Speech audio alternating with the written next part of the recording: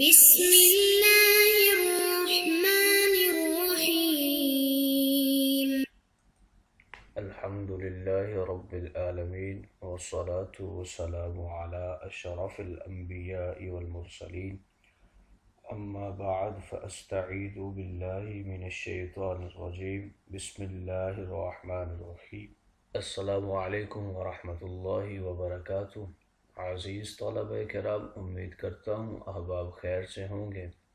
انشاءاللہ آج ہم تفسیر جلالین کے درس نمبر 120 میں سپارہ نمبر 17 سے سورہ حج کی منتخب کردہ آیات 45 سے لے کر 47 تک پڑھنے کی سعادت حاصل کریں گے، جن میں کلام باری تعالیٰ و کلام مفسر کا ترجمہ ہوگا، ربط و تعلق آیات کو ذکر کیا جائے گا، کلام مفسر کی تشریح و توضیح کریں گے اور درس پر ہونے والے اعتراضات کا جواب دینے کی کوشش کریں گے۔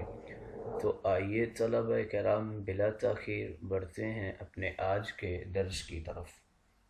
بسم اللہ الرحمن الرحیم۔ رب تعالیٰ نے ارشاد فرمایا فَكَأَيٍّ مِّن قَرْيَةٍ أَهْلَكْنَاهَا وَهِيَ ظَالِمَةٌ فَهِيَ خَاوِيَةٌ عَلَى عُرُوشِهَا وَبِئْرٍ مُّعَطَّلَةٍ وَقَصْرٍ مَّشِيدٍ۔ آئیے طلبہ کرام سب سے پہلے ان آیات مقدسہ کا ماقبل آیات کے ساتھ ربط اور تعلق جانتے ہیں۔ علماء و مفسرین کرام ان آیات مقدسہ کا ماقبل آیات کے ساتھ پہلا تعلق کچھ یوں بیان کرتے ہیں کہ پچھلی آیات میں فرمایا گیا ہر چیز کا انجام رب تعالیٰ کے قبضۂ قدرت میں ہے۔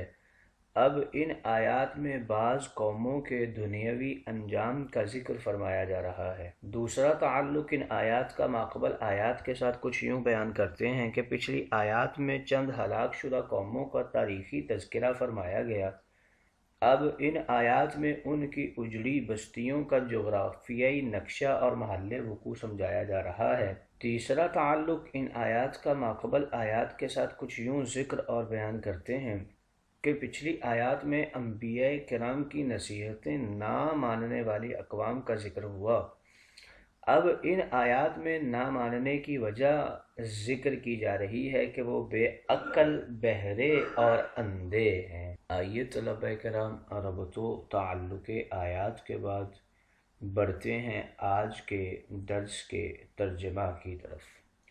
بسم اللہ الرحمن الرحیم۔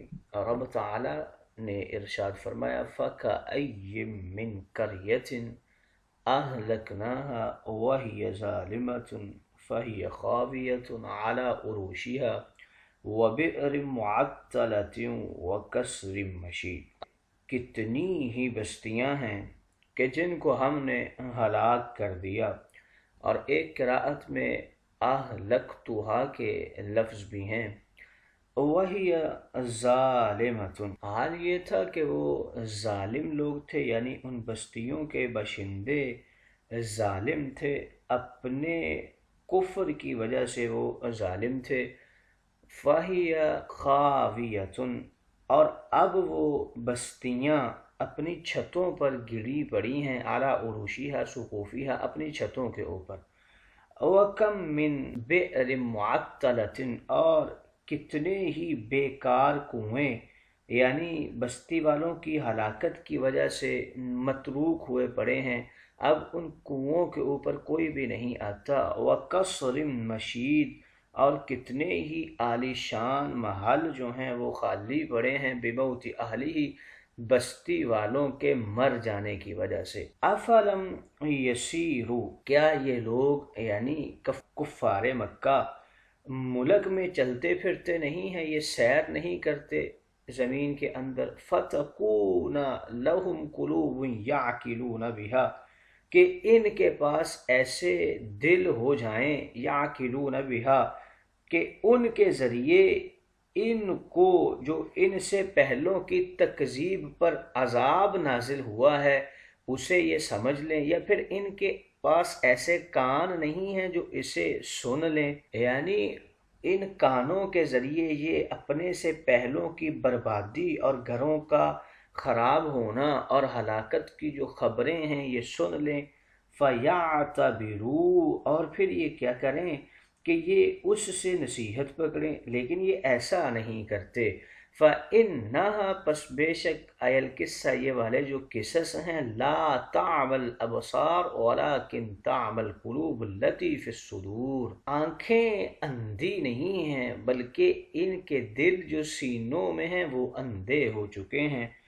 وَيَسْتَعْجِلُونَكَ، اور یہ لوگ جلدی کرتے ہیں آپ سے عذاب کے بارے میں۔ وَلَن يُخْلِفَ اللَّهُ وَعْدَهُ، اور اللہ ہرگز اپنے وعدے کے خلاف نہیں کرے گا، بِإِنزَالِ الْعَذَابِ، عذاب کے نازل کرنے میں۔ پس پھر اللہ نے اپنے وعدے کو پورا فرما دیا۔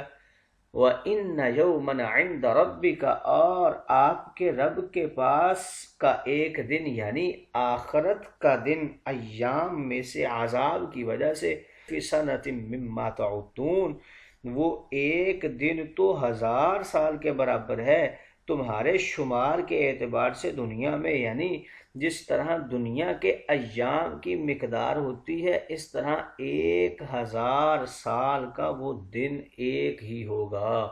تعدون کے بارے میں بتا رہے ہیں کہ اسے تا کے ساتھ بھی پڑھ سکتے ہیں اور یا کے ساتھ اسے یعدون بھی پڑھ سکتے ہیں۔ آئیے طلبہ کرام، ترجمہ کے بعد بڑھتے ہیں آج کے درس کی تشریح و توضیح کی طرف۔ بسم اللہ الرحمن الرحیم۔ یہاں سے رب تعالیٰ ان اقوام کا ذکر کر رہے ہیں جنہیں ہلاک کر دیا گیا ان کے کفر کے بسبب۔ اے نافرمان انسانوں، کیا تم لوگ عبرت نہیں پکڑتے ان تاریخی راہ سفر کے مشاہداتی گزشتہ قوموں کے واقعات سے کہ گزرے زمانوں میں بہت دفعہ ایسا ہوا، کتنی ہی بستیاں جو ہر قسم کا ظلم، شرک، کفر اور فساد پھیلانے والی تھیں، اہلکناہا، ہم نے اجاڑ کر رکھ دیں، ویران کر دیں، برباد کر دیں۔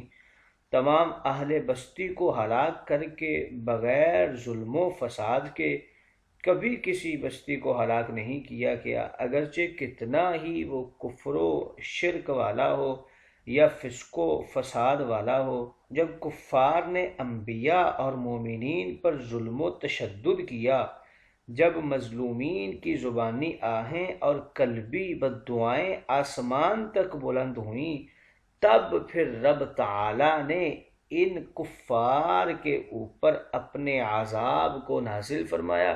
وَهِيَ ظَالِمَةٌ، ان کے اوپر عذاب کو نازل کرنے کی وجہ کیا تھی؟ یہ ظالم تھے اور یہ کفر کیا کرتے تھے، انکار کیا کرتے تھے، اس لیے ان کے اوپر رب تعالیٰ نے اپنے عذاب کو نازل فرمایا تھا۔ فَهِيَ خَاوِيَةٌ، ان بستیوں کی ہلاکت کی صورت بتا رہے ہیں کہ انسانوں کے ظلم کی وجہ سے اس علاقے کی 4 چیزوں پر ہلاکت آئی تھی۔ پہلی ہلاکت خود ظالم انسانوں پر، پھر ان کے جانوروں پر، ان دونوں پر موت سے ہلاکت ہوئی تھی، پھر بستیوں کی تمام نباتات پر، اور پھر بستیوں کی عمارات پر۔ گویا ان کی عمارات جو تھیں وہ چھتوں کے بل نیچے گر گئی تھیں۔ خاویتن کی ہلاکت 3 طرح سے ہوئی۔ پہلی یہ تھی کہ باغات اجڑ گئے، کھیت اور کھلیان بکھر گئے، چمن سوکھ گئے، عمارات جو تھیں وہ ٹوٹ پھوٹ کر کھنڈر بن گئیں، یا پھر کھڑی کھڑی خالی اور ویران ہو گئیں۔ مضبوطی اور خوبصورتی قائم رہی مگر ویرانی سے بے رونقی، اداسی اور نحوست چھا گئی، اور ہلاک کر دیا ہم نے کو اس طرح کہ کوئی ان سے پانی نہ نکالے، یعنی ہم نے کنووں کو بھی ہلاک کر کے رکھ دیا، وہ اجڑ گئے لوگوں کے مر جانے کی وجہ سے، ان کی رونقیں بھی خراب ہو گئیں۔ وَقَصْرٍ مَشِيدٍ، اور بڑے بڑے جو محل تھے وہ بھی اہل محل کی موت کی وجہ سے خالی نظر آنے لگے، یعنی یہ وہی محل تھے جن کے اوپر ان کے رہنے والوں کو، بسنے والوں کو بڑا غرور تھا، اب نہ بنانے والے رہے ہیں، نہ سجانے والے رہے ہیں، اور نہ ان کے اندر اپنی رہائش رکھنے والے باقی ہیں۔ افلم یسیروا، اے محبوب کریم، کیا یہ کفار مکہ ان قوموں کے عذاب والے علاقوں کی سیر و سیاحت نہیں کرتے؟ ادھر یہ چلتے پھرتے نہیں ہیں؟ اس آیت مقدسہ میں دو قسم کے لوگوں کو دو قسم کی دعوت عام دی جا رہی ہے۔ مقیمین لوگوں کو سفر کرنے کی دعوت دی جا رہی ہے، اور مسافروں کو دوران سفر غور و فکر اور بنظر بصیرت حالات کا جائزہ لینے کی دعوت فکر کی طرف متوجہ کیا جا رہا ہے، اور دونوں گروہوں کو رغبت دلانے، عبرت پکڑنے، بندہ بن جانے کا حکم دیا جا رہا ہے۔ فرمایا جا رہا ہے کیا ان کے پاس ایسے روشن دل موجود نہیں ہیں جن کے ذریعے ہر چیز میں عقل استعمال کرتے اور قلبی عقل سے غور و فکر کرتے؟ انسان کی چار آنکھیں ہوا کرتی ہیں، دو آنکھیں سر میں ہوتی ہیں، دو دل کے اندر ہوتی ہیں۔ اگر سر کی آنکھیں اندھی ہوں مگر دل کی روشنوں بھی نہ ہوں تو کوئی نقصان نہیں ہوتا، نہ دنیاوی نہ اخروی۔ لیکن اگر دل کی آنکھیں اندھی ہو جائیں، اگرچہ سر کی آنکھیں روشن بھی ہوں، تو پھر دنیاوی نفع بھی نہیں ملتا اور اخروی نفع تو ملتا ہی نہیں ہے۔ تو فرمایا کہ ان کے پاس ایسے دل نہیں ہیں کہ یہ اپنے سے پہلوں کے اوپر جو عذاب ہوا ہے اس کو عقل کے ساتھ سمجھ سکیں، یا ان کے پاس ایسے کان نہیں ہیں کہ ان خبروں کو یہ سن سکیں کیسے ان سے پہلوں کے گھروں کو برباد کر دیا گیا اور ان کو ہلاک کر دیا گیا۔ فَيَعْتَبِرُوا، اور یہ نصیحت پکڑ لیں اس سے، فَإِنَّهَا لَا تَعْمَى الْأَبْصَارُ، پس بے شک ان کی آنکھیں اندھی نہیں ہیں ان قصوں کو دیکھنے کے لیے، وَلَكِنْ تَعْمَى الْقُلُوبُ الَّتِي فِي الصُّدُورِ، بلکہ وہ دل اندھے ہیں جو سینوں میں ہیں، اور دل کا اندھا ہونا یہ تو موت کے مترادف ہے۔ اگر دل ہی مردہ ہو گیا تو پھر تو ہر چیز ہی مردہ ہو جاتی ہے۔ وَيَسْتَعْجِلُونَكَ بِالْعَذَابِ، اور اے محبوب یہ آپ سے عذاب کے نازل ہونے میں جلدی کرتے ہیں۔ یہ کفار مکہ نضر بن حارث اور اس کے ساتھی عذاب کی جلدی مچا رہے تھے، آپ سے مذاق، تمسخر اور عذاب کا انکار کرتے ہوئے عذاب کو بار بار مانگ رہے تھے کہ جس عذاب کا آپ نے ذکر سنایا ہے، قہر الہی سے ان کو ڈرایا ہے، یہ وہی عذاب رسول اللہ سے مانگ رہے تھے۔ وَلَن يُخْلِفَ اللَّهُ وَعْدَهُ، اللہ ہرگز اپنے وعدے کی خلاف ورزی نہیں کرے گا عذاب کے نازل کرنے میں، یعنی فٹافٹ ان کے کہنے پر ان کے اوپر عذاب نہیں آئے گا۔ پس اللہ تعالیٰ نے پھر بدر کے دن اپنے عذاب والے وعدے کو پورا کر دیا۔ وَإِنَّ يَوْمًا عِندَ رَبِّكَ، اور اے محبوب آپ کے رب کے ہاں ایک ایسا دن بھی ہے، یعنی ایام آخرت میں سے وہ دن، یوم آخرت کا جس دن انہیں عذاب ملنا ہے، کَأَلْفِ سَنَةٍ مِّمَّا تَعُدُّونَ، وہ دن تو 1000 سال کے برابر ہونے والا ہے تمہارے شمار کے مطابق، یعنی دنیاوی اعتبار کے دنوں کے مطابق وہ 1000 سال کے برابر ایک ہی دن ہوگا جس دن ان سب کو عذاب دیا جائے گا۔ ان آیہ کریمہ میں مفسرین کرام کچھ اقوال کرتے ہیں۔ فَكَأَيِّن کی ترکیب کے اندر دو قول ذکر کر رہے ہیں۔ بعض نے کہا یہ منصوب ہے، اہلکنا کا مفعول بھی مقدم ہے، اور بعض نے کہا یہ مرفوع ہے کیونکہ مبتدا ہے اور اگلا جملہ اہلکناہا اس کی خبر ہے۔ پہلے قول میں ترجمہ ہے پس کتنوں کو ہم نے ہلاک کیا، اور دوسرے قول میں ترجمہ ہوگا کتنے ہی تھے کہ ہلاک کر دیا ہم نے ان کو، اور یہی قول یعنی قول دوم درست ہے۔ اہلکنا کی قراءت میں دو قول ذکر کر رہے ہیں۔ بعض نے فرمایا یہ جمع متکلم کا صیغہ ہے، اور بعض نے کہا یہ واحد متکلم اہلکتو ہے، املیتو اور اخذتو کی مناسبت سے۔ معطلۃ کی قراءت میں دو قول ہیں، باب تفعیل سے تشدید کے ساتھ ہے اور یہی مشہور و مکتوب قراءت ہے، اور معطلۃ یہ بغیر تشدید کے بھی مذکور ہے۔ فتکون لہم کی قراءت میں دو قول ذکر کرتے ہیں۔ پہلا یہ ہے کہ یہ صیغہ واحد مذکر غائب کا ہے، اور دوسرا قول اس میں یہ ذکر کرتے ہیں یہ صیغہ مؤنث غائب کا ہے۔ مما تعدون کے حوالے سے بھی ذکر کرتے ہیں یہ صیغہ جمع مذکر حاضر کا ہے اور یہی مشہور قراءت ہے، اور دوسرا قول یہ جمع مذکر غائب کا ہے۔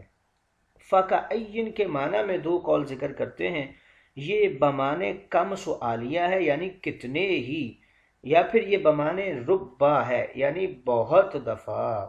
کَأَلْفِ سَنَةٍ میں 4 قول ہیں۔ حضرت ابن عباس کا فرمان ہے یہاں یوم سے مراد وہ 6 دن ہیں جن میں زمین و آسمان بنائے گئے، اور بعض نے فرمایا کہ یہاں میدان محشر کا وہ دن ہے جو 1000 سال کے برابر ہوگا، اور بعض نے فرمایا پوری قیامت ایک دن ہے اور وہ ایک دن 50,000 سال کے برابر ہوگا۔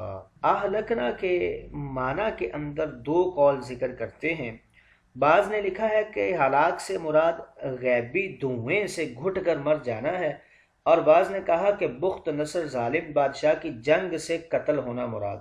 کسر مشید کے حوالے سے 2 قول ذکر کر رہے ہیں، یہ جنسی جمع ہے اور مراد اس سے عام ویران قلعے ہیں، اور بعض نے لکھا ہے یہ واحد لفظ ہے اور مراد اس سے قلعہ حضرموت ہے جو اس وقت دور نبوی میں ویران پڑا ہوا تھا، عذاب ناگہانی سے سب باشندے مر گئے تھے۔ اس کو بنانے والوں کے متعلق 4 قول ہیں۔ اس کو قوم صالح نے بنایا تھا، شداد بن عاد بن ارم نے بنایا تھا، اس کو بہرام گور نے ہمدان کے قریب بنایا تھا، یا پھر اس کو قوم سمود نے علاقہ عدن میں بنایا تھا، اور بعض نے لکھا ہے کہ اس کا نام حضرموت اور لقب حضورہ تھا۔ مشید کے 4 معنی کیے گئے ہیں، مضبوط اور گہری بنیادوں والا، خوبصورت، اونچا 2 منزلہ، پھیلاؤ میں زیادہ لمبا اور بہت زیادہ چوڑا۔